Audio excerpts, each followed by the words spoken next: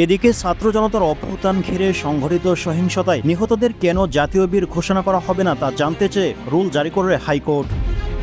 মঙ্গলবার 24 সেপ্টেম্বর বিচারপতি কামরুল হোসেন মোল্লা ও বিচারপতি কাজী জিনাত হকের হাইকোর্ট বেঞ্চ এ রুল জারি করেন। রুলে নিহতদের পরিবারকে মুক্তিযোদ্ধা পরিবারের মতো কেন আর্থিক সুযোগ সুবিধা দিতে নির্দেশ দেওয়া হবে না সেটা জানতে চাওয়া হয়। হাইকোর্টে রিটটি দায়ের করেন রাজধানীর ক্যান্টনমেন্ট এলাকার বাসিন্দা আলী নাজির শাহীন। টিম টিআরসি হৃদয়ে ধারণ করে বাংলাদেশ। দ্য রিয়েল কনসালটেশন, স্বচ্ছ ভ্যাট আইনে দক্ষ ন্যায্য ভ্যাট প্রদানে। এদিকে স্বরাষ্ট্র মন্ত্রণালয়ের সচিব আইন মন্ত্রণালয় সহ সংশ্লিষ্টদের রিটের জবাব দিতে বলা হয়। এদিকে ছাত্র জনতার আন্দোলন দমনে পুলিশের পোশাকে অন্য দেশের নাগরিকরা ছিল বলে প্রাথমিক প্রমাণ মিলেছে বলে জানিয়েছেন আন্তর্জাতিক অপরাধ ট্রাইব্যুনালের চিফ প্রসিকিউটর।